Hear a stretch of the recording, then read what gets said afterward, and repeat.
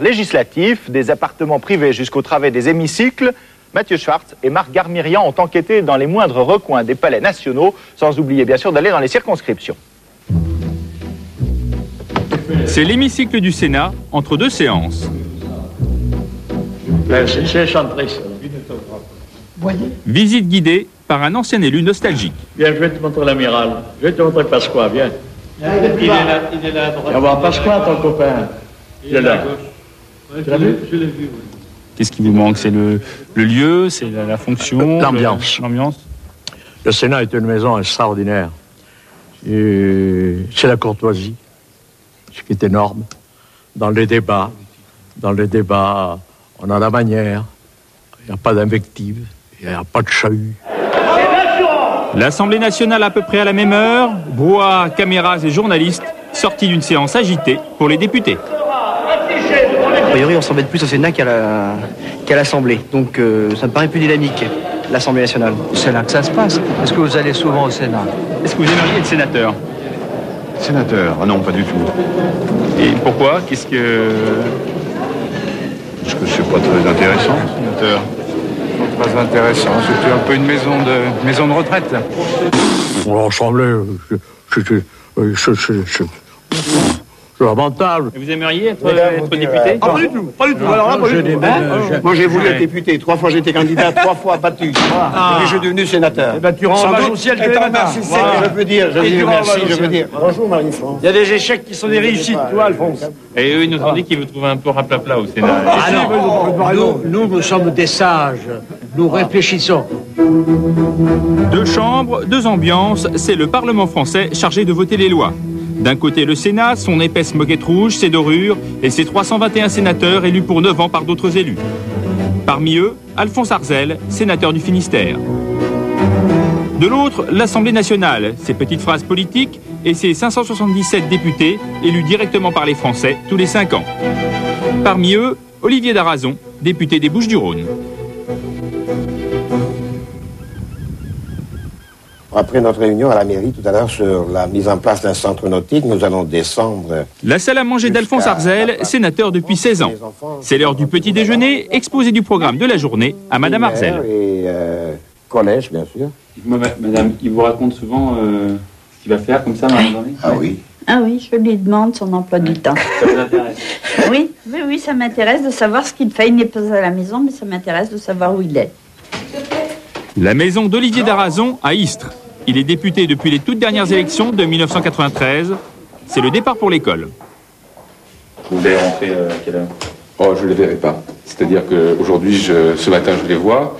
Ils se coucheront vers 8h. Moi, je vais rentrer vers 10h, 11h, quelquefois plus tard.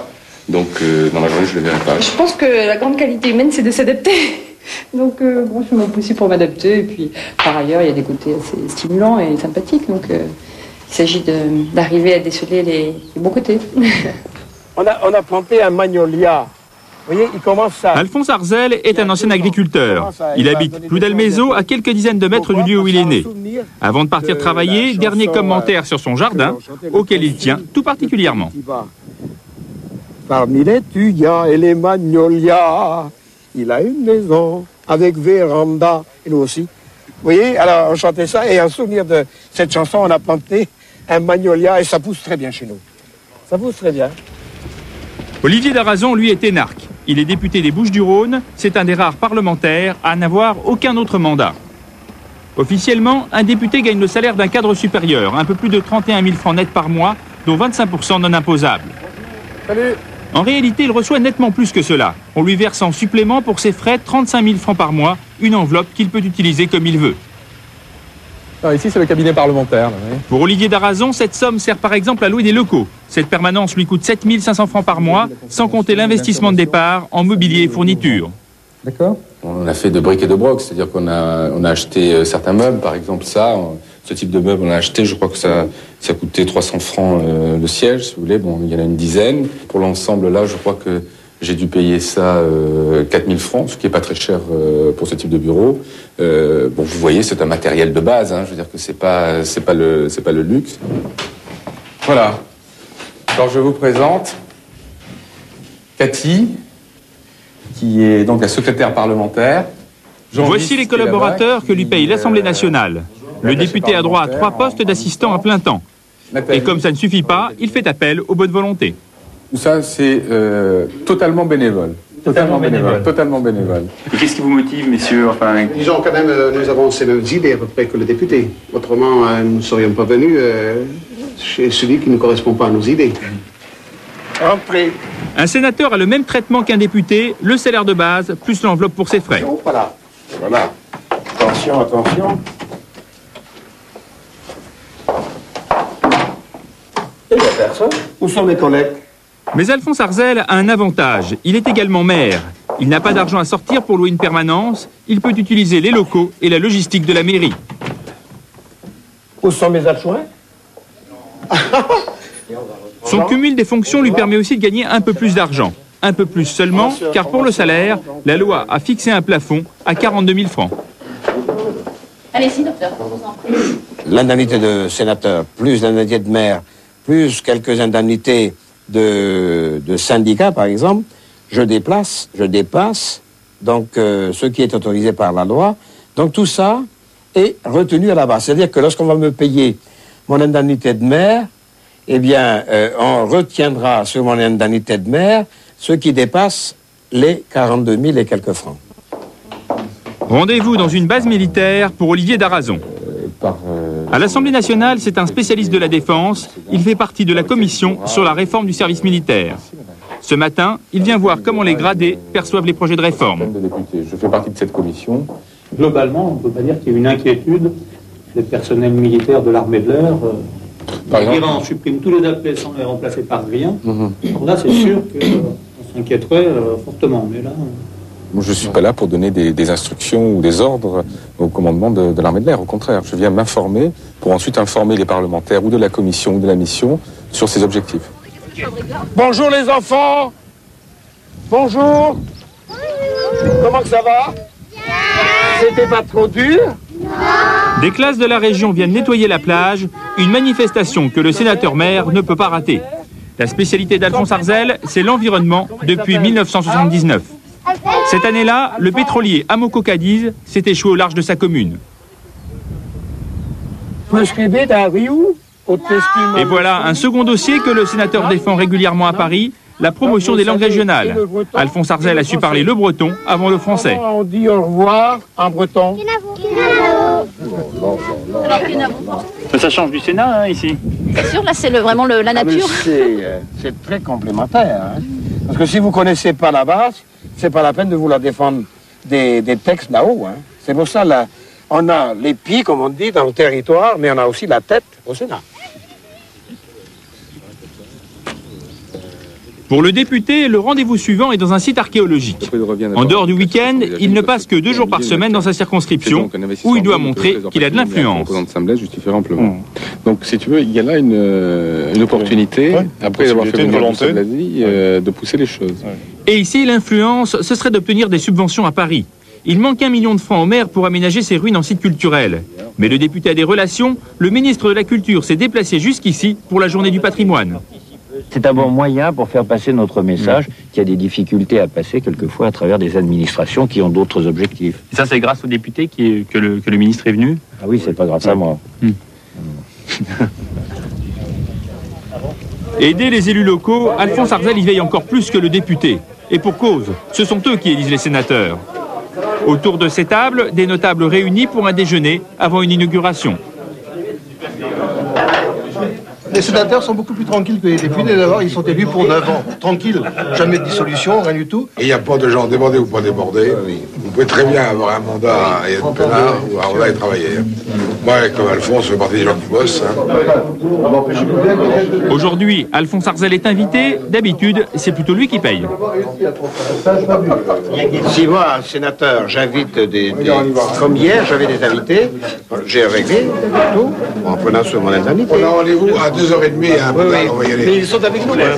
Ils vont aller voir les maisons neuves. L'inauguration du jour, ce sont des HLM. Alphonse Arzel n'est pas impliqué dans le projet, mais les élus ont insisté pour qu'il soit présent. Et pour lui, c'est l'occasion de montrer qu'il est sur le terrain. L'intérêt, c'est d'être en contact permanent avec les élus. Parce que combien de fois Vous n'entendez pas des réactions d'élus en disant « Ah, un tel, là, il est parlementaire. » On le voit jamais. On le voit jamais. On aimerait bien pouvoir le rencontrer pour lui poser directement les problèmes qui nous préoccupent. Je vois que la caméra. Journée marathon pour le député. C'est avec sa voiture personnelle qu'il enchaîne les rendez-vous et il sillonne les 4 villes de sa circonscription. Déjeuner à Istres, puis rendez-vous à Martigues pour parler problèmes de pêche dans la communauté européenne. Une demi-heure plus tard, réunion dans les bureaux de l'UDF pour faire le point sur la stratégie politique locale. Une autre demi-heure plus tard, rendez-vous à Fos-sur-Mer où la mairie socialiste lui prête un local pour lui permettre d'assurer une permanence. Ça va? Aujourd'hui, une dizaine de personnes attendent Olivier Darazon dans l'espoir d'obtenir un petit coup de pouce. Bonjour. Bonjour. Je suis plus là-bas? Donc j'ai démarré il y a 2 ans et demi. Donc j'avais fait une demande de tabac, une première demande qui a été refusée. J'essaie d'avoir ma pré-retraite depuis 3-4 ans. J'avais 3 ans de chef d'exploitation, mais mon mari n'était ni malade ni décédé, il y a un mois. Là, ça va être difficile. Hein. Ça va être difficile parce que il n'y a que 3 ans. Ça fait un peu partie quand même de mon rôle d'aider les gens puisque je découvre qu'on est peut-être trop rigide dans certaines parties donc des décrets qui sont pris et je découvre après coup des choses que je n'avais pas imaginées. Donc je peux intervenir pour essayer d'apporter un modificatif à la loi. Il faut essayer d'aider les gens, en même temps sans désavantager les autres. Et surtout ne pas s'autoriser de sa position de député pour essayer d'influencer l'administration contre les intérêts d'un autre. Donc, c'est pourtant ça qu'ils attendent de nous. C'est pourtant ça qu'ils attendent de nous, c'est clair. Oui, et je viens de voir, moi, à titre en tant que chef d'entreprise. Oui. Parmi les visites que reçoivent les parlementaires, il y a aussi les groupes de pression. Ce chef d'entreprise fait partie d'une société privée distributeur de gaz. Il estime que son concurrent d'État, Gaz de France, bénéficie d'un traitement de faveur. Il vient expliquer au sénateur qu'il faudrait changer la loi et en partant, il lui laisse un modèle de lettre. D'accord. Alors, mais ça, c'est assez courant. Hein. Ça, c'est assez courant. Il dit, voilà, bon, monsieur le ministre, hein. Il vous a déjà fait la lettre pour le ministre, quoi. Si je mets, bah non, il y a des choses qui sont barrées quand même. Hein. Mais voilà ce que j'aimerais bien que le ministre ait de votre part. Des collègues à lui le font dans les autres départements. Et il y a toute une levée d'intervention dans le même sens. Et le ministre ne peut pas rester insensible. Ce qu'on appelle les lobbies, quoi. Oui, un peu, oui. Un peu aussi, oui. Le député n'a toujours pas fini sa journée d'autant plus longue qu'il voudrait bien conquérir la mairie aux prochaines élections. Nouvelle réunion à sa permanence parlementaire. On enchaîne aussitôt avec les militants d'une association qui vient de lancer un journal d'opposition au maire actuel. Le député a d'ailleurs entièrement financé le premier numéro, 15 000 francs sur ses indemnités. Bonsoir. Cette fois, c'est la dernière réunion de la journée. Discussion à bâton rompu chez des habitants sur les différents problèmes de la commune. Tant que tu vas dans mon salle, pour que je n'ai pas toujours raison, mais tant qu'il travaille comme il fait en ce moment. Qu'est-ce qu'il a fait pour vous concrètement depuis que... Pour les agriculteurs, il a beaucoup fait. Maintenant, ça va coûter à la CE, peut-être. Mais c'est pas gênant. Ça, on l'a fait payer, la CE. Il est presque minuit. La journée du député dans sa circonscription est terminée. Après 5 heures de sommeil, Olivier Darazon a pris l'avion pour Paris. Son bureau est à l'Assemblée nationale. Il y passe 3 jours par semaine à préparer et à voter les lois. Monsieur, bonjour. Bonjour, ça va? Ça va? Alphonse Arzel, lui, a rejoint le Sénat, la 2e chambre du Parlement. Comme le député, il restera à Paris du mardi matin au jeudi soir. Alors, chacun de nous a un endroit où on peut mettre nos affaires. Ça s'est partagé entre 3 parlementaires. J'ai monsieur Faure, monsieur Bercher et moi-même. Ils sont de la même tendance politique que vous? Oui. Mais ça peut être mélangé, hein. C'est pas... Alors je laisse ça là. Quand j'aurai un peu de temps, je vais reprendre mon journal. Mais c'est pratique, alors chacun... J'ai ça depuis que je suis sénateur. Ces institutions sont protégées nuit et jour. Elles doivent travailler en toute indépendance, voter les lois sans aucune pression. L'Assemblée nationale et le Sénat sont autonomes. Chacune a même une centrale électrique en cas de coupure de courant. Des villes dans la ville. Au total, 2500 fonctionnaires de l'État travaillent ici au service des élus. Ainsi, dans l'hémicycle, pas question de confier le ménage à une société extérieure. Ce sont des agents d'accueil qui abandonnent veste et cravate le temps de passer l'aspirateur et de ramasser des documents. car l'hémicycle est un lieu sacré où même le président de la République ne rentre pas sans autorisation. N'importe qui n'a pas à rentrer dans l'hémicycle et des documents qui pourraient être trouvés, qui seraient confidentiels, ne doivent pas sortir de cet endroit. 3 fois par semaine, 30 gardes républicains viennent de la caserne voisine pour la haie d'honneur du président. Un rite immuable, chaque soldat est placé au centimètre près. 1, 2, 3, 4, 5. C'est blanc. Ce cérémonial ne dure que 3 minutes et pourtant il mobilise une trentaine d'hommes pendant 7 heures. Un coût estimé à chaque fois à 20 000 francs, payé par le ministère de la Défense. Mais pas question de toucher à cette tradition républicaine qui symbolise la soumission du pouvoir militaire au pouvoir civil.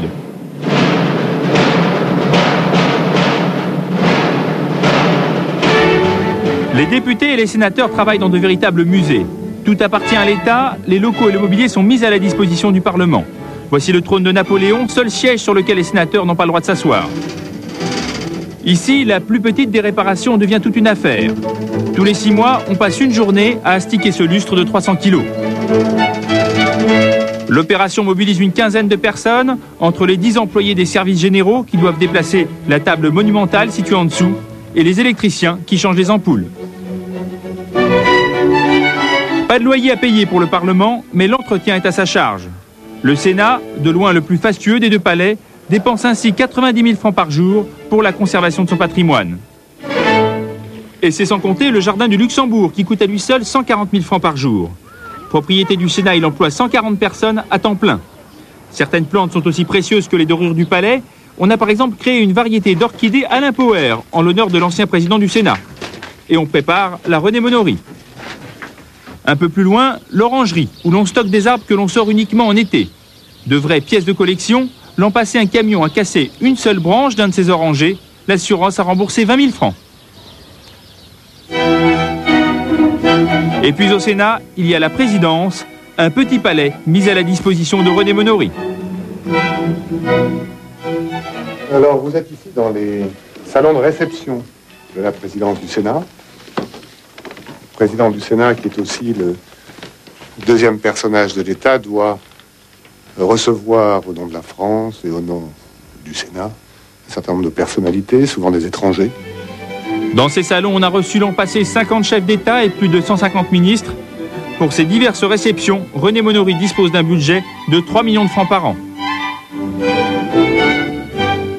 Il y a aussi des pièces beaucoup moins fréquentées. Voici une chapelle héritée d'un ancien couvent, mais qui ne sert plus depuis bien longtemps. Et voici le jardin d'hiver pour recevoir des invités à l'abri des regards indiscrets. Enfin, en prime, un cours de tennis. C'est une survivance historique. Il y a là un petit tennis où de temps en temps quelques sénateurs ou quelques collaborateurs du Sénat viennent jouer. Pas le président. Non, il n'y joue pas, non. La présidence de l'Assemblée nationale est-elle plus agréable? Visite à l'hôtel de la Sey, mise à la disposition de Philippe Seguin. Au Sénat, ils ont une petite chapelle et un jardin. Non, je suis désolé. Ici, vous savez, c'est beaucoup plus républicain. Commençons donc par une pièce peu visitée, quoique très réputée. Bon. Donc voilà la cave, répartie par date et par origine, environ donc 10 000 bouteilles. La valeur de ces bouteilles est estimée à 3 millions de francs. Chaque année, la présidence achète pour 100 000 francs de vin, du vin qu'on laisse ensuite vieillir, parfois plusieurs dizaines d'années.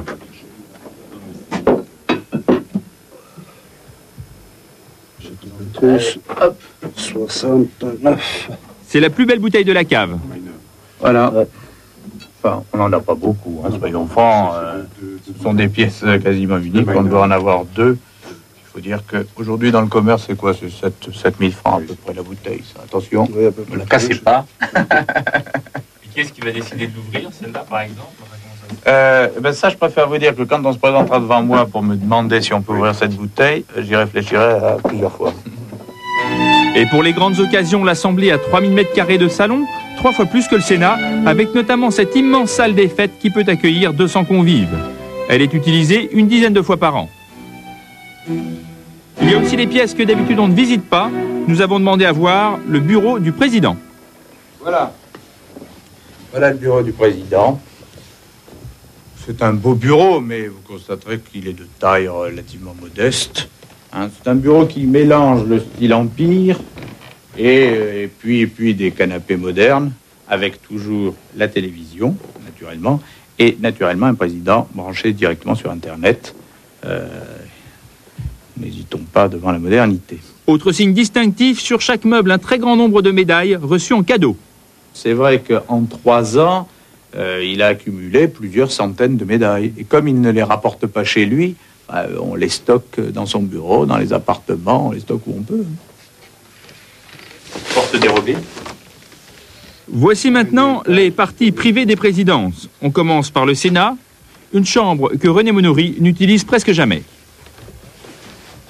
Il n'habite pas ici, il a un appartement de 50 mètres carrés en ville, pas très loin du Sénat, qu'il préfère utiliser.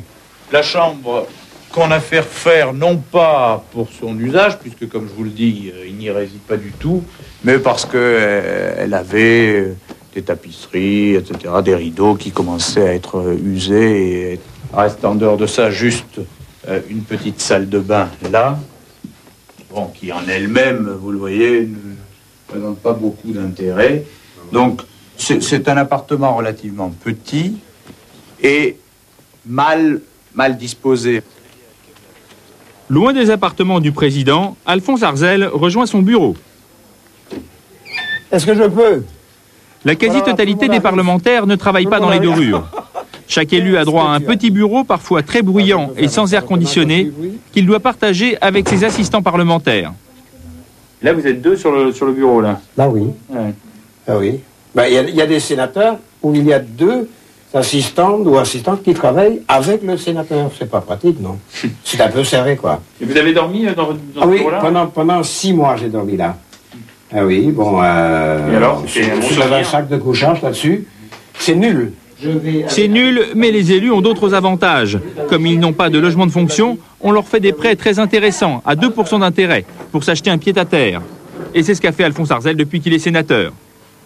Ce n'est pas le cas de tout le monde. Quelques étages plus haut, le bureau de Michel de Messine, une des rares femmes sénateurs. Une nuit par semaine, elle dort dans ce canapé.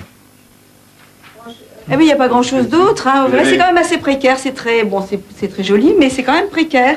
Parce que, voilà, pour la toilette, c'est ça. Donc, c'est quand même un peu limité. Je peux vous montrer? Pas de douche dans la chambre, il faut aller sur le palier. C'est aussi là que l'on trouve les seules toilettes de l'étage. Pas très intime pour Madame le sénateur. Mais vous avez vu que comme il n'y a pas beaucoup de dames au Sénat, ici, c'est pour les messieurs. Mais voilà, c'est pas tellement conçu pour avoir beaucoup de sénatrices, hein, même si on ne dit pas sénatrice. Je ne suis pas seul. Hein. Olivier Darazon a rendez-vous ce matin avec le chef de cabinet de Philippe Seguin.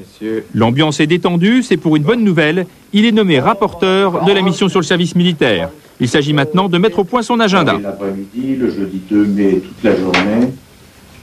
Et ça ne se termine... Au programme, 80 heures d'audition de personnalité et un gros rapport à écrire. Un travail de fond, comme on en fait une dizaine par an à l'Assemblée nationale, et qui sert à préparer les lois. Dans ces conditions, bien sûr, les vacances de Pâques passent à la trappe. Et on essaie de régler ça. Oui, il vient de vous gâcher vos vacances, là, M. Carucci. Oui, mais... T'as gâché les vacances à qui que ce soit. C'était que les miennes, c'est aussi celle de Chantal... ah oui, c'est à la famille. Oui, de Clara et de Jean. Mais on avait déjà prévu que de toute façon, il y avait un choix. Et pour le député, le choix a été vite fait. Cette mission parlementaire présidée par Philippe Seguin est très attendue. Dans la carrière d'un député, c'est une opportunité qui ne se présente pas 2 fois. Je vais prendre le Figaro parce que je n'avais pas vu qu'il y avait un truc sur moi. C'est génial. Ce matin, il y a déjà 3 lignes dans le Figaro sur Olivier Darazon. Pour cette mission, le député ne touchera pas un centime de plus. Cela fait partie de son travail de parlementaire. Mais pendant 2 mois, il sera aidé par une dizaine de hauts fonctionnaires et un secrétariat. S'il estime qu'un voyage d'études est nécessaire, en France ou à l'étranger, l'Assemblée lui ouvrira les crédits. Bonjour. À cela s'ajoute une série d'avantages accordés à tous les députés et à tous les sénateurs. Courrier et téléphone gratuits à Paris, mais aussi en partie dans leur circonscription. Et surtout, facilité de transport. Car l'Assemblée nationale a une agence de voyage, une agence intégrée qui gère les transports des élus. Si vous pouvez simplement me préparer le billet avec un retour jeudi soir. Le député a droit chaque année à 40 vols aller-retour gratuits entre Paris et sa circonscription, plus 6 vols n'importe où en France. Le train, lui, est gratuit sans limite, car ils ont une carte permanente de validité en première classe. Après 18 ans de mandat, les députés ont un privilège, ils gardent la carte SNCF toute leur vie et ils ont droit à quelques vols demi-tarif. L'année dernière, le budget voyage a augmenté de 10%. Seule explication avancée, les nouveaux députés préfèrent prendre l'avion que le train. Côté voiture, seule une trentaine d'élus ont droit à des véhicules de fonction. Il s'agit des dignitaires, tous ceux qui ont des postes importants, les présidents de groupe par exemple. Pour les 550 autres députés, il reste les 22 véhicules du service des voyages. Ce sont des voitures avec chauffeur, elles sont changées tous les 4 ans, mais il faut souvent se les partager. Ces 2 députés iront ensemble à Orly. C'est nous qui sommes avec vous? Oui, monsieur Muller, et vous êtes du même groupe politique? Non. Non. Moi, d'abord, je suis un collègue. République et Liberté, donc. Voilà, et moi, l'UPS. Ça pose pas de problème. Non, absolument pas. On discute ensemble et. Non, ça va, chaque pas des mélanges, c'est très bien. Ça se passe en toute convivialité. Hein. Oui, tout à fait. Vous avez noté qu'il y avait moins de barbus à l'Assemblée. Moi, j'ai connu une période en 81 où j'étais noyé dans la masse des barbus. Plus anecdotique mais symbolique de tout ce que l'Assemblée met au service des élus, le coiffeur.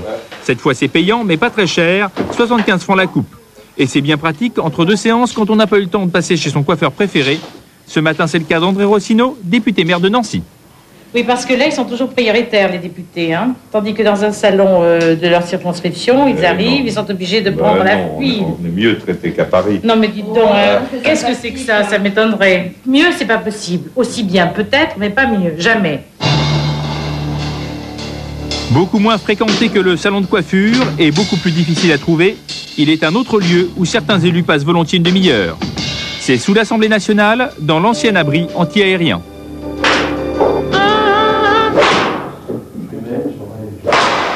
On a le président Mengri qui est un tout jeune golfeur, et on en a d'autres. Notre président, c'est M. Balkany, mais on a une dizaine de parlementaires, mais dont certains sont des membres bienfaiteurs, c'est-à-dire qu'ils prennent leurs cotisations, qui nous font savoir que le golf les intéresse et qu'ils aiment ça, mais qui ne jouent pas trop souvent avec nous. Retour au travail et retour au Sénat. Ravagé par des marées noires successives, je sais combien il est difficile de préserver et d'entretenir des espaces naturels.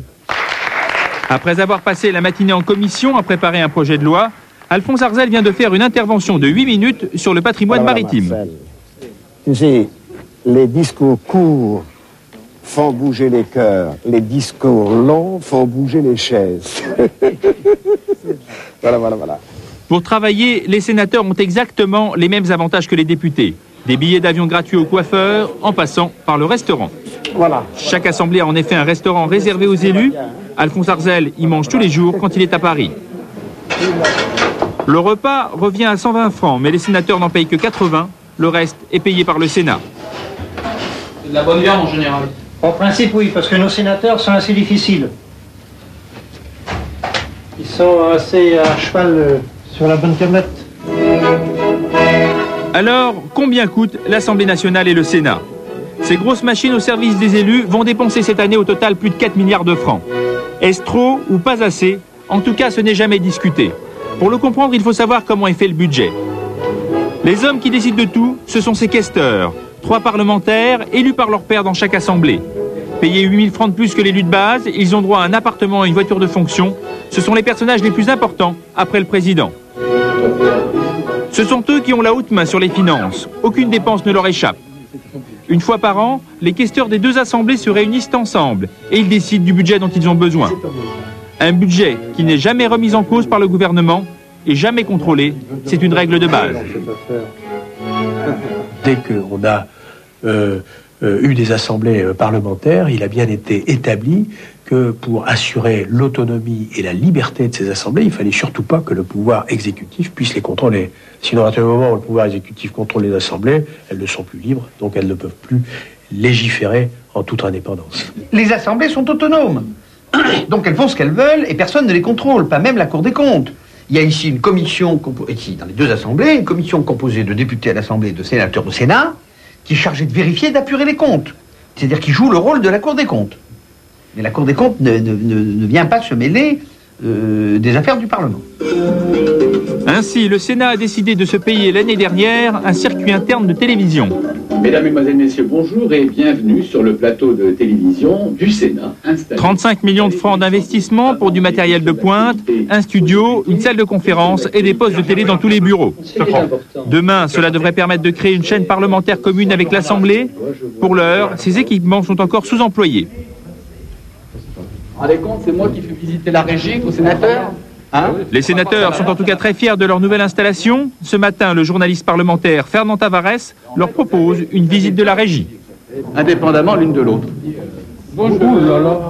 Mettre un petit peu de lumière peut-être. Bonjour. C'est une image de l'Assemblée nationale ? Non, c'est vous le Sénat, le sigle. Vous voyez le sigle S. Est-ce qu'on peut allumer un petit peu pour montrer aux sénateurs, c'est où la lumière là? Tout ça est récent aussi, hein. Non, c'est extrêmement récent. La mise en œuvre, c'était quand? En même temps que Médicis. Oui, après moins d'un an quand même. Ouais. Tout ce qui se dit au Sénat est enregistré 24 heures sur 24. Donc vous avez des archives maintenant audio-visuelles. Avant, au Sénat, il n'y avait que des archives audio. Nous avons une comparaison permanente entre l'Assemblée nationale et le Sénat. Et nos amis de l'Assemblée nationale, quand ils ont visité ça, ont considéré qu'il fallait qu'ils mettent un peu plus d'argent chez eux pour se mettre au niveau. À l'Assemblée nationale, on a investi du côté du grenier. Cette énorme machinerie a été passée par le toit. C'est le système de climatisation de l'hémicycle. Désormais, l'air conditionné arrive sous les sièges des députés. Et à ceux qui estiment que tout cela n'était peut-être pas indispensable, écoutez plutôt. Mes chers collègues, je crois devoir vous inviter ceux d'entre vous qui ont pris la liberté d'enlever leur veste, de revenir à une tenue plus conforme à nos usages.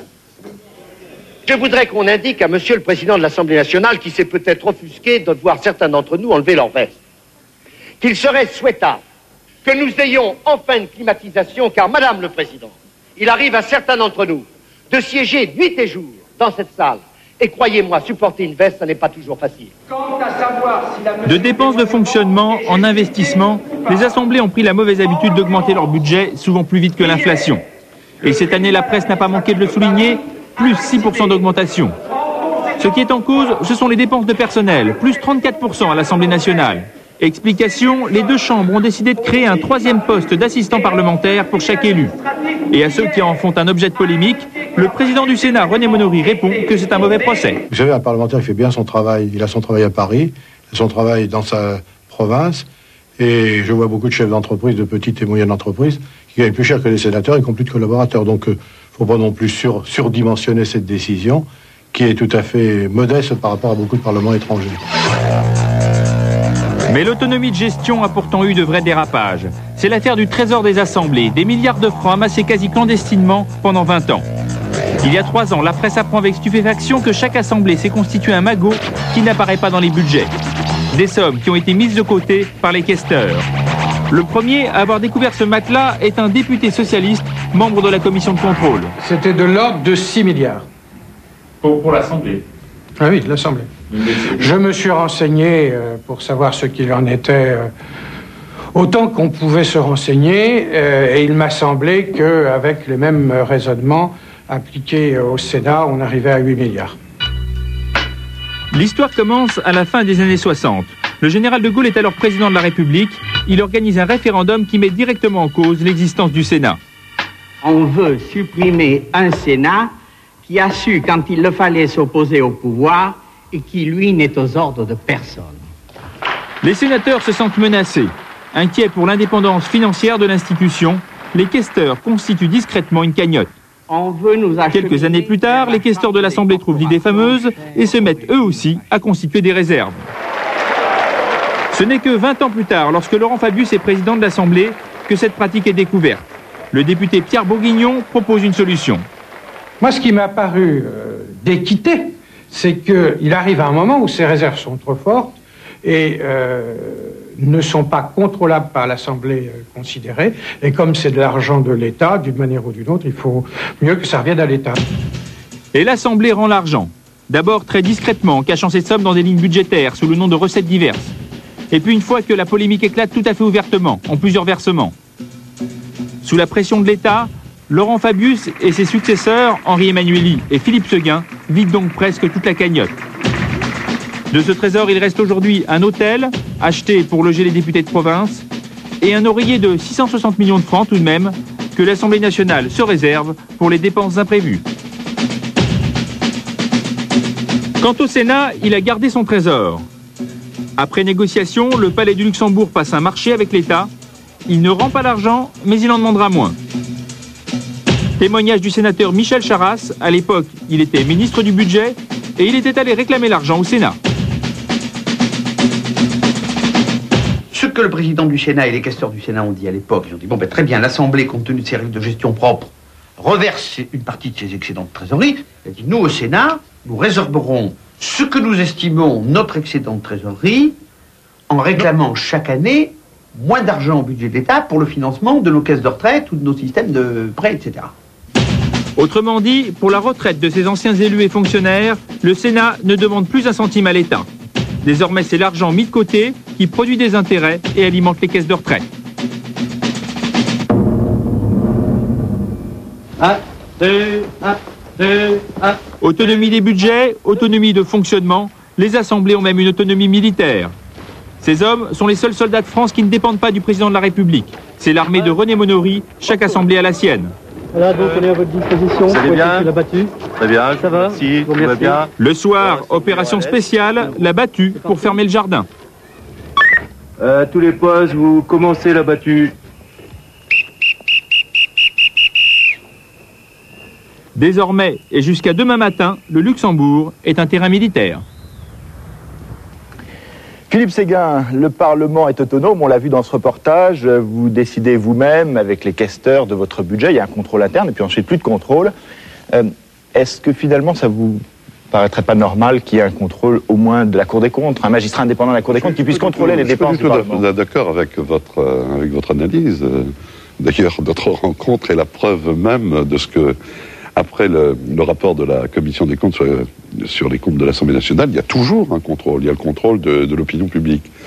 Bon, il a été expliqué tout à l'heure, en termes tout à fait justes, les raisons de cette situation. Si nous étions soumis aux décisions de l'exécutif pour ce qui concerne la fixation de notre budget et ensuite pour les règles de contrôle, eh bien, nous n'aurions plus notre autonomie, notre indépendance. La séparation des pouvoirs serait remise en cause.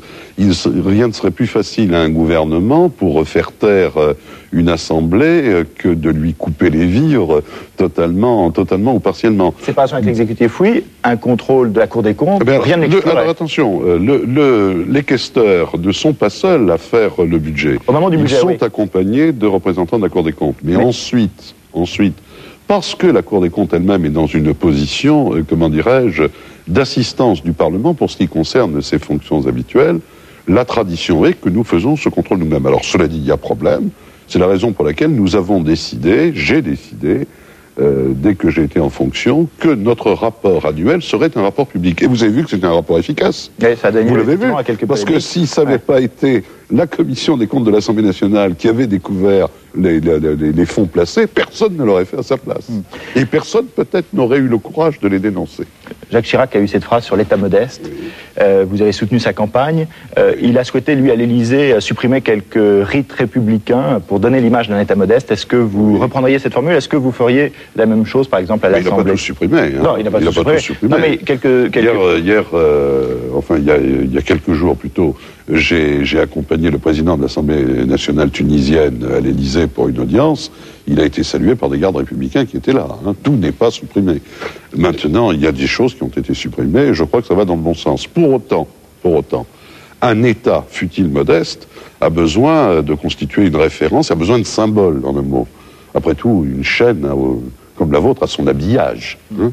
Eh bien, l'État, c'est la même chose. Les institutions de l'État, c'est la même chose. Si vous saviez quelle peut être la déception et parfois la colère des habitants d'une petite commune de ma circonscription, lorsque le préfet, par malheur, ne vient pas en uniforme pour une cérémonie organisée chez eux, vous comprendriez toute l'importance de ce symbole, de cette symbolique. Vous y êtes très attaché?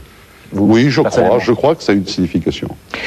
Les revenus des parlementaires français, on va les comparer avec les revenus d'autres parlementaires européens. Alors ce sont des salaires bruts mensuels. En Angleterre et en Allemagne, ils sont inférieurs à ce qu'ils sont en France, 21 000 francs, 38 000 francs bruts. En France, 41 000 francs, donc 31 000 francs nets, ce qu'on disait tout à l'heure. Plus important en Allemagne et aux États-Unis. Alors nous n'intégrons pas là les autres revenus, tous les frais dont nous avons parlé dans le reportage, donc ça rend la comparaison un petit peu hasardeuse. Là, ce sont seulement les indemnités. Est-ce qu'elles sont suffisantes d'après vous? Est-ce qu'il faut les augmenter?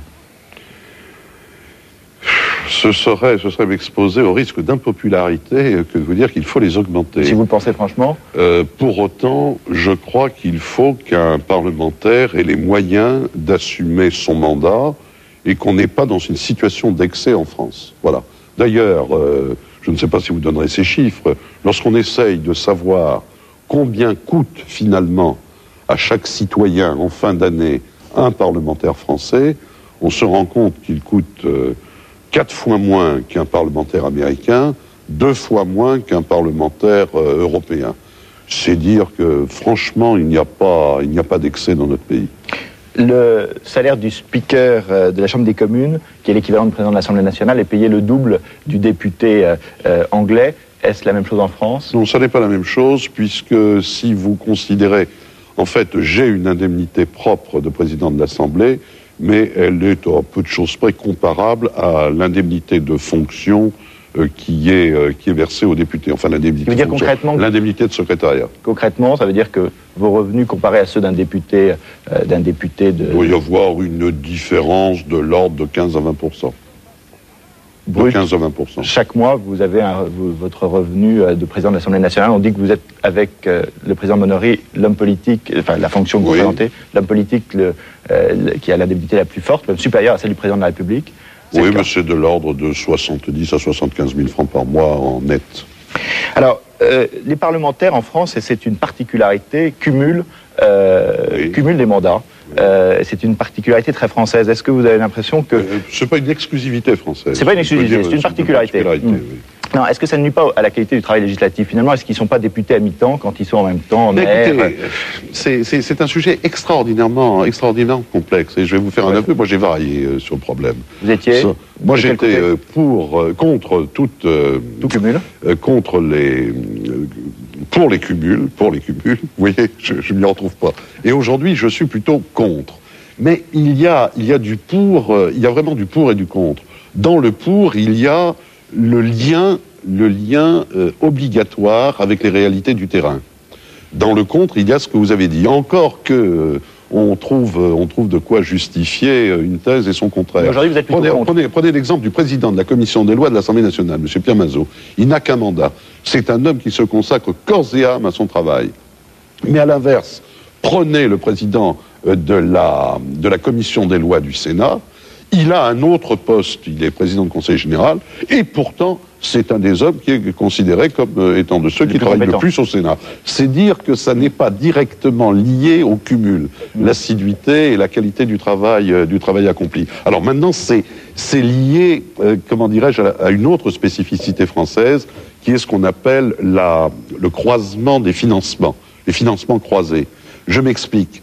Dans un pays comme l'Angleterre, telle compétence est à tel niveau territorial, ce sont les maires qui s'en occupent, et eux seuls. Ensuite, c'est le comté, ensuite, c'est l'État. En France, c'est tout à fait différent. Lorsque vous faites une piscine, par exemple, la commune ne va pas être seule à payer.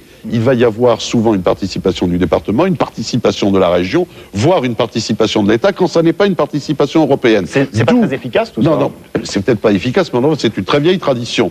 Et puis d'autre part, c'est la seule façon de permettre à certaines communes d'avoir certains équipements, compte tenu de notre organisation territoriale. En un mot, pour simplifier, vous pensez qu'on pourrait réduire le coût de toutes ces oui, la démocratie je vais pouvoir vous et rendre le système beaucoup plus efficace, avec des responsabilités plus claires, plus marquées? Absolument. Je vais pouvoir vous répondre par l'affirmative, ça ne va pas m'engager à grand-chose. Je vais pouvoir vous dire aussi qu'on a probablement trop de niveaux d'administration en France, mais une fois que je vous l'aurai dit, je pourrais également ajouter qu'avant 50 ans ou 100 ans, on n'en verra pas la solution. Bon, c'est optimiste. Alors, une question, les parlementaires parfois ont des revenus dans le privé aussi. Oui. Des revenus dans le privé, est-ce que donc ils sont conseillers pour des sociétés privées en même temps qu'ils ont un mandat? Est-ce que vous trouvez ça normal? Alors, il y a un régime d'incompatibilité qui est fixé par la loi et que le bureau de l'Assemblée nationale et une autre instance présidée par le vice-président du Conseil d'État suit en permanence. Alors, il y a traditionnellement un certain nombre de choses qu'on autorise les députés à poursuivre, un certain nombre d'activités qu'on les autorise à poursuivre, faute de quoi ils ne pourront jamais les reprendre. Par exemple, un médecin a le droit de continuer, ou un chirurgien a le droit de continuer à exercer, faute de quoi, après 15 ans d'interruption, il aura du mal à retrouver son métier. Donc on peut en même temps avoir des professeurs d'université. Bon, cela dit, il y a des incompatibilités. Chaque fois qu'il y a un risque pour l'indépendance du mandat, pour l'indépendance du député, il y a incompatibilité. La dernière en date que nous avons votée fin 1994, c'est justement sur ces fonctions de conseiller de sociétés, en particulier de sociétés privées. Il a été décidé par la loi désormais que ça n'est compatible que dès lors qu'on les exerçait avant de devenir député. Mais en aucun cas, un député en fonction ne peut désormais prendre une fonction de ce genre parce que ça mettrait en cause son indépendance. Dernier point sur les retraites, parce que nous avons reçu beaucoup de courriers en disant que les retraites des parlementaires sont tout à fait privilégiées par rapport aux retraites des Français. Alors on a regardé concrètement dans le public, dans le privé et les retraites des parlementaires et des fonctionnaires du Parlement. Il faut cotiser 40 ans dans le privé, 37 ans et demi dans le public, 37 ans et demi également au Parlement. Le montant de l'indemnité de retraite, de la pension de retraite, équivaut à 50% de la moyenne des salaires sur les 25 dernières années dans le privé, c'est pas énorme, 75% dans le public, et c'est plus important au Parlement, pour les fonctionnaires du Parlement. C'est justifié d'après vous, ces retraites? Le chiffre que vous donnez correspond à des doubles cotisations. Le 84,5, on ne l'atteint d'abord qu'après si vous voulez, on a pris une base simple, c'est les 37 ans et demi. C'est ça, à durée de cotisation égale. Le député ou le sénateur qui fait 37 ans et demi de mandat est une denrée relativement rare. On a pris des bases comparables. D'accord. Il y a peut-être des gens qui sont très contents de partir à la retraite aussi au bout de 10 ans, etc. C'est bien pourquoi il est difficile de comparer. N'oubliez pas que très souvent, en dehors des cas que nous venons d'évoquer, le député ou le sénateur arrête son activité professionnelle. Donc c'est justifié d'après vous. Ses droits à retraite. Et d'autre part, je le répète, ce qui est exceptionnel, la prérogative qui est reconnue aux parlementaires et qui explique le pourcentage auquel ils arrivent, c'est la possibilité de double cotisation. Bon, Philippe Séguin, vous restez avec nous. La suite de cette émission dans un instant, après les parlementaires, les élus locaux. Votre maire, comment dépense-t-il l'argent de votre ville? Les dépenses des collectivités locales ont explosé ces dernières années. Il y a un moment où il faut ensuite payer la facture. A tout de suite, après une page de pub. De cette émission, votre ville, votre département, votre région, comment vos élus dépensent-ils votre argent? Une deuxième partie réalisée en collaboration avec la rédaction de l'Express. Vous trouverez dans le numéro de cette semaine de très nombreux exemples d'ailleurs sur l'explosion des dépenses des collectivités locales. Les collectivités locales qui dépensent beaucoup d'argent, 730 milliards de francs. Pour avoir un ordre d'idée, le budget de l'État, 1551 milliards de francs. Le budget des collectivités locales, 730 milliards de francs. Ces dépenses sont-elles contrôlées? Le maire, qui est très populaire en France, a un pouvoir très important, vous allez le voir. Un maire peut-il conduire sa ville à la faillite? Regardez l'histoire édifiante de la ville d'Angoulême. Un maire aujourd'hui en fuite, une ardoise salée. Récit, enquête de Laurent Huberson. C'est l'actuel maire d'Angoulême, Georges Chavannes, 71 ans, un ancien PDG qui a pris les rênes de la ville en 1989. Tous les ans, le budget d'Angoulême est en déficit. Ce n'est pas de la faute du maire, mais il a sur les bras une dette considérable. Alors il doit faire des économies sur tout. votre voiture de fonction, monsieur Chavannes? Ah non, c'est ma voiture personnelle. Et oui, depuis 7 ans, c'est la rigueur à la mairie, car la somme à rembourser chaque jour est phénoménale. Chaque jour ouvrable, ça coûte 300 à 400 000 francs. Oui, puis ça coûte 100 millions par an, et 400 000. Et 250 jours ouvrables, 400 000 entre les intérêts et le capital. Alors il faut savoir que ça, déjà, dès le matin, c'est 400 000 francs à mettre de côté. C'est ça qui nous tue. Allez, Patrick. Angoulême, capitale de la Charente, mais aussi une des communes les plus endettées de France dans sa catégorie. Il y en a pour plus de 900 millions de francs. C'est 4 fois plus que la moyenne nationale. Jusqu'en 2010, un quart du budget de la ville servira chaque année à rembourser la dette laissée par l'ancien maire, Jean-Michel Boucheron.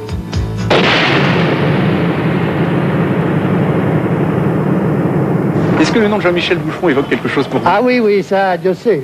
Qu'est-ce que ça évoque? Ah oui, oui, l'escroquerie pure et simple. Dépenses à considérer. Moi, je le regrette pour le travail qu'il faisait sur la ville, oui. Mais maintenant, il faut payer. Ah, il laisse des dettes. Il faut payer les pots cassés. La question impôt, nous n'avait pas loupé, là.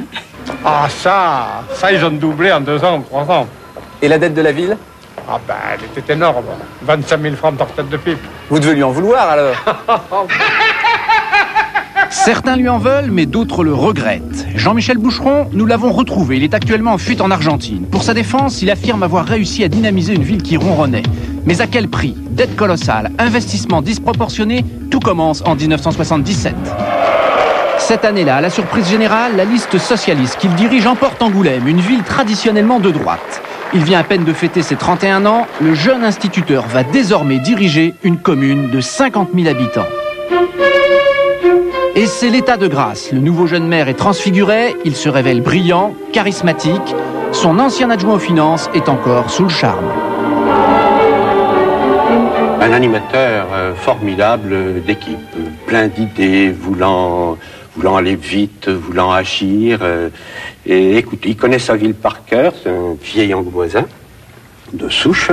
Et il adorait sa ville, il était amoureux de sa ville. C'est un garçon très, très attachant et une personnalité très attachante. Nous prenions le pouvoir dans une ville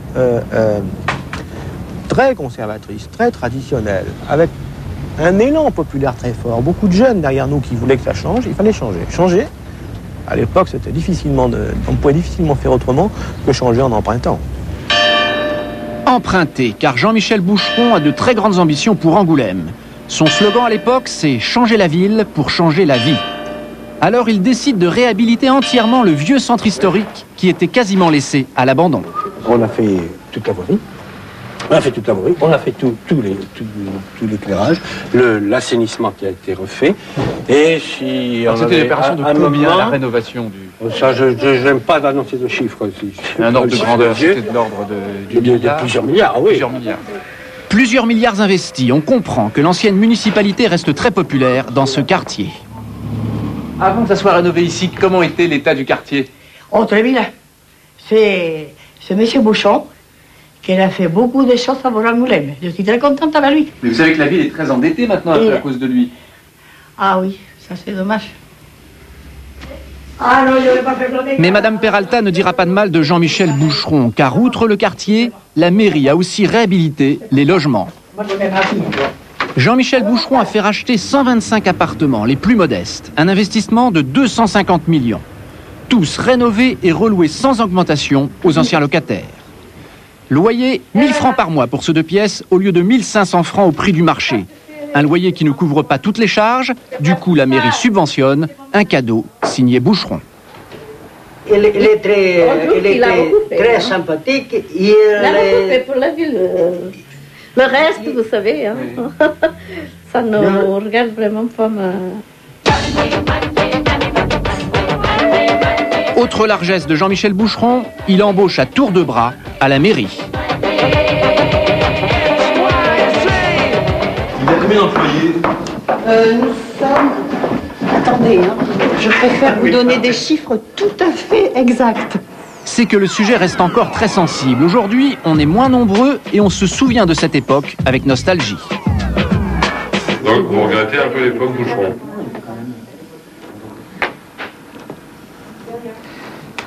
Si, je pense que si on veut être honnête... Au niveau du personnel, c'est évident. Je crois que personne ne connaît surtout le boucheron du début. On a été jusqu'à 13 personnes dans ce bureau et 13 personnes dans ce bureau. Vous voyez, maintenant, on est 4 de chaque côté. La mairie était passée de 900 à 1500 employés, beaucoup trop pour le maire actuel. Il a embauché 600 personnes en quelques années. On a fait du clientélisme, quoi. On embauchait des gens. Alors, il y avait... La ville d'Angoulême était la ville où il y avait le plus d'employés municipaux pour 100 habitants. La moyenne en France, c'est de l'ordre de 1,5 à 2 employés municipaux pour 100 habitants. Ici, on était à 4 employés municipaux pour 100 habitants. Résultat, quand la ville dépensait 100 francs, 40 passaient dans le salaire du personnel, des employés plus nombreux qui, en outre, travaillaient moins. On était à 35 heures par semaine en 83, mais maintenant on est à 37h30 depuis le 5/2/90. Depuis le 5 février 1990, on est repassé à 37h50 par semaine. Pour le même salaire? Ah, pour le même salaire, bien sûr. Et Jean-Michel Boucheron exige les plus beaux équipements pour sa ville. Par exemple, cette école de musique.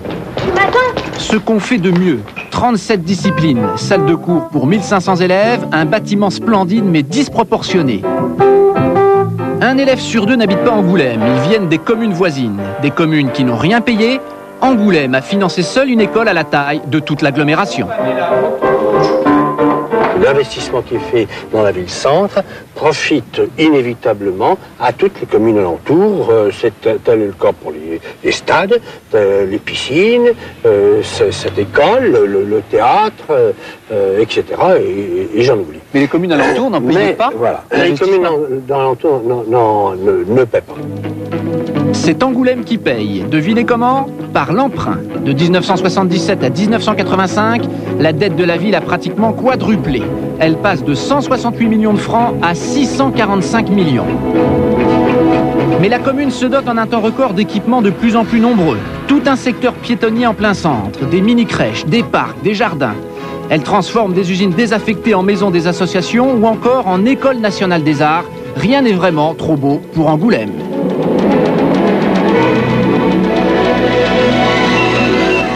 Et Jean-Michel Boucheron bat les records de popularité. Il est réélu maire, il devient député de la Charente et il fait même partie des proches de François Mitterrand.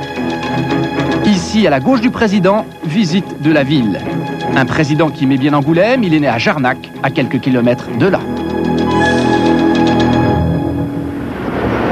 Être proche de François Mitterrand, ça aide. C'est à Angoulême qu'est réalisé l'un des grands travaux présidentiels, le Centre national de la bande dessinée.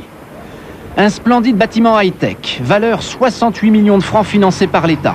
Mais la mairie rajoutera une participation de 7 millions pour avoir ce qui se fait de mieux, et notamment les équipements dernier cri. Un musée unique en France qui n'hésite pas à reconstituer grandeur nature les décors des plus grandes BD. Pour rendre la visite plus dynamique, ici pas de guide, mais des CD-ROM interactifs. Et plus haut, dans les étages, à la pointe du progrès, tout un secteur de recherche sur les images numériques. Mais le véritable trésor du musée, ce sont les planches originales des plus grands auteurs. Un patrimoine qui s'enrichit sans cesse. Elles sont à des prix très différents. Donc la moins chère est à 6 000 et la plus chère à 13 000. Et chaque année, quel est le montant total des acquisitions que vous faites pour le musée? Un peu plus de 200 000 francs. Un centre de la bande dessinée qui coûte 15 millions de francs par an en fonctionnement. Problème, les recettes, elles, ne suivent pas. Vous faites combien d'entrées par an actuellement? On fait environ 45 000 visiteurs par an. Si vous étiez dans une grande ville, vous pourriez en faire combien? Peut-être 5 à 10 fois plus. Alors la mairie doit mettre encore la main au portefeuille. Le coût du centre pour la ville s'élève chaque année à 6,5 millions de francs. C'est peu pour un tel équipement, c'est beaucoup pour une ville endettée. Il y a eu des choses qui ont été faites et qui sont des réalisations intéressantes, mais le drame, c'est que on n'a jamais su compter dans cette ville et que rien n'était trop beau, on dépensait, on jetait l'argent par les fenêtres. Autre exemple symbolique pour Georges Chavannes, la course automobile dans le centre-ville. Jean-Michel Boucheron adore les vieilles voitures. Dès son élection, il relance cette course créée avant-guerre. L'entrée est gratuite, c'est un énorme succès populaire. Coût de cette passion automobile du maire, 1 800 000 francs, une dépense excessive aux yeux de ses adversaires politiques. Cette passion et cet amour pour les voitures, vous ne les avez jamais cachés, et certains ont tendance à vous le reprocher. Je pense à la déclaration de Georges Chavannes hier soir dans ce journal, qui parle même de gaspillage. Alors, on sait qu'il vise un peu ce genre d'opération. Laissons M. Chavannes là où il est pour l'instant. C'est, comme dit le vieux proverbe charentais, à la fin de la foire qu'on compte les bouses. Et la foire, elle s'arrête à la fin du mois de mars 89. Alors on a tout le temps pour en parler. Mars 89, ce seront les élections municipales. Mais José Daveau, lui, ne les attendra pas. L'adjoint aux finances, l'un des plus fervents supporters de Jean-Michel Boucheron, le lâche. José Daveau n'arrive plus à trouver les financements nécessaires. Il a beau tirer à la sonnette d'alarme, Jean-Michel Boucheron ne veut rien entendre. Il me disait, moi, c'est démerde-toi. Démerde-toi, c'est pas mon problème. Démerde-toi pour financer les projets. Pour financer, pour équilibrer, pour... Moi, j'avais plus d'intérêt ou plus de passion à ce qu'on pouvait faire d'Angoulême, en partant, à mon sens, de zéro, de pas grand-chose, que de dire, ce qui est une connerie. Bon, alors, on va faire des trucs formidables, mais ça coûte combien? Je l'étale, je le programme, je le planifie sur tant d'années, ou sur... etc., etc. C'était pas la mode de l'époque. Au lieu de déposer ma démission auprès du maire, je suis allé personnellement la remettre au préfet. La préfecture, un rôle essentiel. C'est elle qui représente l'État dans le département. Chaque année, le préfet contrôle les budgets des communes et la loi est formelle. Un maire ne peut pas prévoir plus de dépenses que de recettes. Notre travail consiste essentiellement en premier lieu à vérifier l'équilibre de ces budgets. C'est-à-dire ? Il doit y avoir une rigoureuse égalité entre les dépenses et les recettes. Mais il y avait une petite astuce dans les années 80 qui permettait de masquer les dépenses réelles. Il suffisait de repousser le paiement de certaines factures. À l'époque, il suffisait de payer l'année d'après pour pas que ce soit budgété. C'est pas illégal, si vous voulez. Enfin, c'est pas comme ça qu'on... Surtout quand il y a 25 millions de dépenses non payées, repoussées. Des dépenses qu'il faudra bien finir par payer un jour. Alors Jean-Michel Boucheron emprunte toujours plus, sans que personne ne puisse l'en empêcher. Une commune est parfaitement libre de contracter les emprunts qu'elle juge bon de contracter pour financer ses travaux. Vous, en tant que représentant de l'État, en tant que préfet, vous ne pouvez pas vous y opposer. Nullement. Et voici la banque qui a le plus prêté à Angoulême, le Crédit Local de France. Lorsque Jean-Michel Boucheron est venu lui demander des prêts, elle lui en a accordé pour 450 millions de francs. Comment a-t-elle pu prêter autant alors qu'au même moment, la ville s'endettait auprès d'autres banques? En fait, le Crédit Local de France l'ignorait. Explication. On explique ça par le fait qu'il y avait une technique de gestion de la part du maire de l'époque qui consistait à faire emprunter par des excroissances, entre guillemets, de la mairie, qui étaient des associations, des sociétés d'économie mixte, plus ou moins bien contrôlées, ainsi de suite. À l'époque, tout cela était parcellisé. Donc, en fait, on connaissait la moitié du problème. Et si on avait connu la globalité du problème, on aurait prêté vraisemblablement à l'époque beaucoup moins qu'on ne l'a fait, ou en tout cas différemment. Au total, 65 banques prêtent de l'argent. En 12 ans de gestion Boucheron, la dette de la ville atteint un sommet. 168 millions en 1977, 1 milliard 200 millions en 1989. Mais alors, de telles dérives sont-elles identifiables? D'abord, on voudrait voir le budget. Ah ben, on va monter alors. Oui. D'accord. Nous sommes avec Patrick Riffaut, l'actuel conseiller municipal chargé des finances d'Angoulême. N'importe quel habitant peut en effet venir examiner le budget de sa ville, mais il faut vraiment avoir envie de le faire. C'est un vrai labyrinthe. Et il est bien caché votre budget. Oui, il est bien. Et vous savez, je crois que le jour où beaucoup de gens viendront nous le demander, on viendra peut-être s'installer au rez-de-chaussée. Et voilà enfin le fameux budget. Un document qui n'est pas trop barbare, avec beaucoup d'espérance dans les couleurs. Est-ce qu'un simple citoyen, en venant voir ce budget ici, peut se rendre compte que le maire l'a truqué, ce budget? Non. Je crois que ça suppose des compétences très particulières. Je veux dire, si on a besoin d'une équipe complète pour l'élaborer, une personne seule qui n'a pas de compétences spécifiques ou qui n'est pas un spécialiste ne peut pas s'apercevoir de la non-sincérité, puisque c'est l'expression qu'il faut utiliser. Il ne faut pas s'apercevoir de la non-sincérité d'un budget. Et pourtant, un habitant d'Angoulême a fait ce travail, il a épluché tous les investissements. Alors qu'est-ce que c'est ce bâtiment, monsieur? Eh bien, c'est le collège, disons, construit par monsieur Jean-Michel Boucheron. Ce collège a coûté combien en tout? Ce collège a coûté 38 millions de francs. Il aurait dû coûter 26 millions de francs. La différence de 12 millions de francs ont été indirectement dans les poches de M. Boucheron et de ses complices. Un délit qui porte un nom, fausse facture. Sur la construction de ce collège, la justice en a trouvé pour au moins 3 millions de francs. Et des exemples comme celui-là, à Angoulême, il y en a d'autres. C'est à 2 km de la ville qu'habite celui qui les a découverts. Comment a-t-il fait? Une histoire à peine croyable. C'est un violent dingue. Vous savez, vous avez des gens qui chassent le sanglier, puis moi je chasse les escrocs. C'est un plaisir. Marcel Dominici, 56 ans. En 1980, il perd son emploi d'ingénieur et il crée un comité de chômeurs à Angoulême. À l'époque, il s'entendait plutôt bien avec le maire. C'était un homme absolument charmant, absolument sociable, très ouvert aux problèmes économiques et sociaux. Et puis il y a eu une rupture que je situe en 1983. 1983, Jean-Michel Boucheron est devenu l'homme fort de la région. Réélu maire dès le premier tour, député, l'ancien instituteur prend goût au pouvoir et son train de vie s'envole. Marcel Dominici découvre que Jean-Michel Boucheron achète des voitures de sport, des voitures payées par des associations subventionnées par la mairie, des voitures qu'il utilise personnellement.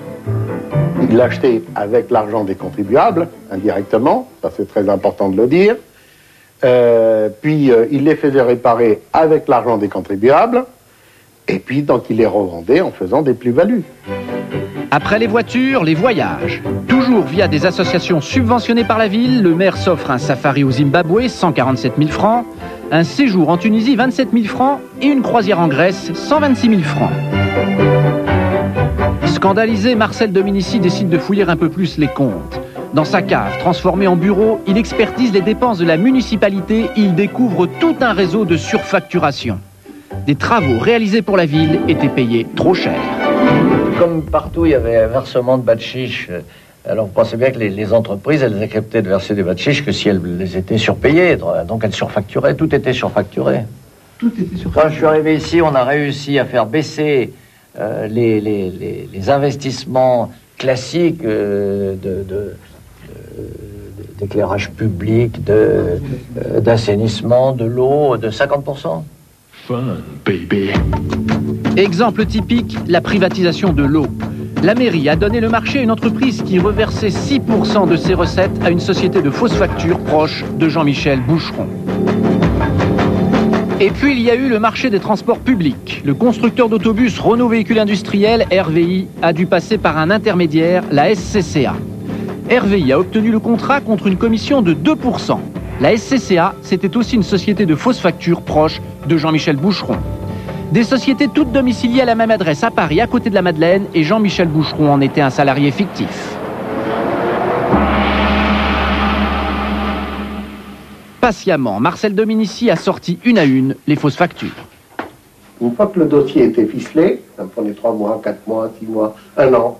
Une fois que le dossier était ficelé, je lui adressais une lettre, sur papier en tête, signée, où je lui disais tout ce que j'avais découvert, et je terminais toujours par la phrase rituelle, où je lui faisais l'addition des sommes qu'il avait détournées, et je lui donnais 8 jours pour restituer l'argent qu'il avait détourné. Et comme la mairie ne réagit pas, il met en route sa photocopieuse, et à partir de 1986, il distribue dans tout Angoulême chacune des lettres qu'il envoie au maire. Je le mettais en garde, sans réponse de votre part sous huitaine, je saisirai l'autorité judiciaire. Mais à l'époque, on le prend pour un farfelu et personne ne va examiner les factures de la mairie. Et pourtant, à Poitiers, il existe une autorité chargée de contrôler les communes. C'est la Chambre régionale des comptes, rattachée à la fameuse Cour des comptes. À la fin de l'année, toutes les mairies de la région Poitou-Charentes envoient ici leur comptabilité détaillée. Les contrôleurs croulent sous les dossiers. Dans ces liasses de documents, des factures qui, mises bout à bout, dépassent les 20 milliards de francs. Ça peut être des toutes petites factures, comme ça peut être des factures très importantes. Ça peut être des factures de 100 francs, 200 francs Ça peut être là, j'en viens d'en voir une, je crois qu'elle faisait 80 francs. Là, j'en ai une de 300 francs, mais voilà, 86 francs 54, par exemple. Mais ça peut être de très très grosses factures de plusieurs millions de francs. Des centaines de milliers de factures qui arrivent par sacs postaux entiers en provenance de 650 communes. Voilà le travail de titan de la Chambre régionale des comptes. Tout ça, c'est Cognac. Tout ça, c'est Cognac, là. Ça va jusqu'à... il y a 54 sacs, je crois. 54 sacs rien que pour Cognac. Et pour Angoulême, c'est le double. Sur ces étagères, plus de 300 tonnes de documents. Et pour tout cela, seulement 6 contrôleurs. Alors on ne peut jamais tout regarder, il faut faire des choix. Ils choisissent en général des thèmes de vérification qu'ils décident d'approfondir, par exemple les marchés, ou l'étude de personnel. Et à ce moment-là, ils vont regarder les liasses qui portent sur ces problèmes spécifiques. Donc en fait, ils ne font pas un contrôle exhaustif. On ne peut pas faire un contrôle exhaustif, c'est pas possible. Vu la masse de travail, chaque commune ne peut être examinée que tous les 5 ou 6 ans. Voilà pourquoi il faudra attendre 1989 pour que sorte l'affaire d'Angoulême. Pourtant, quelques mois auparavant, c'était la consécration pour Jean-Michel Boucheron. Monsieur Jean-Louis Bianco, secrétaire général de l'Élysée, annonçait la composition définitive du gouvernement, avec cette fois donc la liste des secrétaires d'État. A nommé secrétaire d'État auprès du ministre de l'Intérieur, chargé des collectivités territoriales, monsieur Jean-Michel Boucheron. François Mitterrand ne tient pas compte de toutes les rumeurs qui courent sur Jean-Michel Boucheron. Il faudra l'insistance de plusieurs ministres pour le persuader de ne pas le garder dans le gouvernement suivant, ce qui sera fait 2 mois plus tard. Et là, tout s'enchaîne. Avril 1989, il perd la mairie d'Angoulême. Et 4 mois plus tard, la Chambre régionale des comptes publie les résultats de son contrôle. Les sociétés de fausses factures sont découvertes. Jean-Michel Boucheron est soupçonné de corruption passive, de trafic d'influence et d'ingérence. Février 1991, il est convoqué au palais de justice de Paris. Le juge d'instruction le met en examen. Vous êtes raisonnable, vous. Et les déclarations, vous m'autoriserez à les faire au président Joly. Je vous remercie. Il reconnaîtra avoir touché 700 000 francs des entreprises de fausses factures, pas plus. Mais la justice travaille sur un détournement de fonds total d'au moins 5 millions. Une somme qui aurait servi à ses campagnes électorales, à ses dépenses personnelles et dont beaucoup d'autres auraient profité. 4 procédures sont toujours en cours. Jean-Michel Boucheron, lui, il a fui depuis 6 ans en Argentine. Une cachette idéale. C'est là qu'il apprend sa condamnation à 4 ans de prison ferme. Mais ici, il est tranquille, la justice française ne peut pas venir le chercher. Il n'y a pas de convention d'extradition avec ce pays.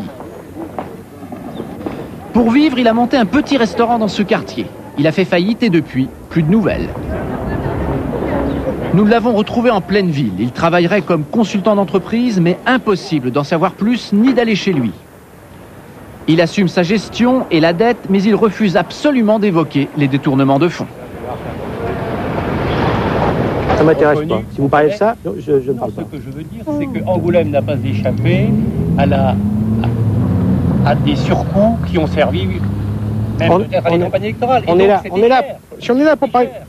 On est là pour parler de l'endettement, on est là pour parler de... Est-ce que ça n'a pas participé de l'endettement? S'il revenait à Angoulême, Jean-Michel Boucheron irait en prison. Mais ce n'est pas la préoccupation première du maire actuel. Georges Chavannes doit maintenant redresser la situation. Au menu de la réunion de ce matin, toujours la même question. Comment trouver de l'argent? Et toujours la même réponse du maire, faire payer les responsables. Un joueur pour 10 habitants. Ici, de père en fils, on se repasse le ballon. Le rugby, c'est l'orgueil du village, même si le club n'est qu'en 2e série. Budget annuel du club, 80 000 francs. Il en faudrait 5 fois plus. Du coup, chacun paye de sa personne. L'entretien du stade, ça coûte pas grand chose puisque c'est fait entièrement par des joueurs, des dirigeants, c'est tous des bénévoles qui font tous ces travaux-là. Que ce soit la tonte de la pelouse, tracer le terrain, laver les maillots, faire le repas pour les joueurs, tout ça c'est du bénévolat. Le rugby de village vit de l'aumône de ses fidèles. C'est monsieur le maire qui paye. Le seul sponsor, c'est la commune, mais elle ne verse que 15 000 francs par an. Ah ben ça, les subventions, c'est sûr que c'est un peu faible à ce niveau-là. Vous savez pourquoi il n'y en a pas? Parce que la commune n'est pas riche, elle fait comme elle peut. Il y a quand même pas mal d'associations, mais tout le monde en veut un peu. Et pour le banquet de la 3e mi-temps, le maire viticulteur offre le vin, les joueurs font la cuisine et le service. Le rugby est indispensable à la vie rurale. C'est comme dans les petits villages, quand on se plaint que l'école ferme ou la poste s'en va, si dans les chefs de canton il n'y a plus de rugby, il n'y aura plus de vie. Absolument. Le rugby, c'est comme la gestion de la municipalité, de la commune, c'est le système D. Vous voyez, on n'a pas d'argent, on se débrouille, on fonctionne. Voilà résumé la philosophie d'Alain Brumont, 49 ans, maire sans étiquette politique. Quel est le train de vie de la commune? Le train de vie de la commune, ça n'existe pas. On n'a pas de voiture de fonction, on n'a pas de note de frais. Et le gasoil, c'est moi qui le paie, c'est de ma poche, ainsi que mes conseillers. Vous faites jamais rembourser une note de frais? Jamais. Absolument jamais. Vous savez combien ça vous coûte par an à peu près, à titre personnel? On ne compte pas. 7-8 000 francs. 7-8 000 francs. À Castelnau-Rivière-Basse, dans les Hautes-Pyrénées, il n'y a que 679 habitants. Le maire et son équipe ne sont pas des professionnels de la politique et ce n'est pas l'appât du gain qui les motive. 15 conseillers municipaux. Combien travaillent en permanence dans la mairie? 4 personnes. Le maire qui est vigneron, qui touche 19 000 francs par an. Ma première adjointe, qui est éducatrice, qui touche 19 000 francs par an. La secrétaire, qui touche 8 000 francs par mois. Et après le bénévolat de tout le monde, Sylvie qui est infirmière et qui fait partie de tous les conseillers qui donnent une part de son temps à la mairie. Auquel il faut ajouter 3 employés municipaux payés entre 4 et 7 000 francs par mois et divers emplois saisonniers. Peu de personnel et peu de moyens pour la mairie. Ici, chaque sou compte et les dépenses les plus simples sont surveillées. C'est une nécessité. Exemple, l'envoi du courrier administratif. C'est le travail de la secrétaire de mairie. Jusqu'en janvier dernier, c'était gratuit. C'était la franchise postale. Désormais, elle compte chaque timbre. C'est la mairie qui paye toutes les dépenses de courrier. C'est une dépense de combien? Ça doit s'élever à 5 000 francs dans l'année. Conséquence, plus possible d'envoyer les lettres des associations du village. Sinon, le budget courrier exploserait. Ce ne serait pas 5 000, mais 26 000 francs. Alors, pour les dépenses quotidiennes, vous savez que le maire n'a pas de carnet de chèques. Mais tu as bien une petite caisse. Non, on n'a pas de caisse. C'est interdit d'avoir une caisse occulte. Non, mais vous avez une petite caisse pour les dépenses courantes, madame. Non, on n'a pas le droit d'avoir 1 centime. En France, impossible pour une mairie de posséder du liquide. Mais en cherchant bien, on trouve quand même une petite cagnotte. C'est l'argent des photocopies. Voilà. Et combien? À vue de nez, environ 30 francs. Qu'est-ce que vous faites de cet argent? On les reverse au trésorier à peu près tous les 3 mois. Le maire et ses collaborateurs n'ont pas le droit de sortir 1 franc sans l'aval d'un homme, le percepteur. Sans remettre en cause le bien fondé des dépenses, il veille à l'équilibre du budget. Tous les mercredis matins, il tient une permanence à la mairie. Pour monsieur le maire, le percepteur est plus qu'un comptable, c'est un conseiller. Car pour sa commune, Alain Brumont a des ambitions. Monsieur le percepteur, il y a 21 millions de projets dans cette commune. Qu'est-ce que vous en pensez? Je pense que c'est bien d'avoir des projets. 21 millions, c'est réaliste? Non. Moi, je dis oui. Pour une commune de 600 habitants, c'est vrai que ça fait énorme. Ça vous fait pas peur? Mais on peut toujours avoir des projets, effectivement. Il faut qu'une commune ait des projets. 21 millions de projets. Mais voilà, le budget de la commune, c'est 10 fois moins. Pas beaucoup de recettes. Pour payer la taxe professionnelle, il n'y a que 2 entreprises. Quant aux impôts locaux, environ 1 000 francs par habitant. Difficile de les augmenter car 80% de la population est agricole. Elle a peu de revenus. Pourtant, il y a des dépenses urgentes. Exemple, les 2 églises. Elles sont propriété de la commune. Et encore une lézarde de ce côté-là, vous voyez. Bon, Coût de la restauration, 4 millions de francs, mais pour ça, il y a les subventions du ministère de la Culture, du département et de la région. Il faut. C'est vrai qu'on n'y est pas intervenu depuis très longtemps. Et donc... Malgré ces subventions, la commune doit trouver 400 000 francs. On a effectivement des dangers qui sont importants. On a des voûtes qui sont minces, des lézardes dans les voûtes, et personne ne peut dire qu'une brique ne va pas tomber. Et qu'une pierre ne va pas tomber. C'est votre responsabilité pénale qui est engagée? Absolument. S'il arrive un accident, c'est le maire qui est engagé, c'est le maire qui va en prison. Oui. Voilà. Autre dépense urgente, la gendarmerie. Un bâtiment qui appartient à la commune. Construit il y a 30 ans, il faut maintenant le rénover. Coût 116 000 francs par an aux frais de la municipalité. Une dépense que le maire a bien du mal à accepter. Comment vous allez faire? Eh bien, je ne sais pas. Si on ne trouve pas une solution, on va peut-être la fermer. Il ne faut pas la fermer. On n'a pas envie de la fermer. Mais il faut que je trouve une solution. C'est vous le conseil général qui allez payer la subvention? Ça, on verra bien. On verra. C'est sûr qu'il peut y avoir une participation, mais enfin, c'est à étudier tout ça. C'est étudié à la suite du dossier qui sera déposé par la mairie de Castelnau-Rivière-Basse. La pêche aux subventions est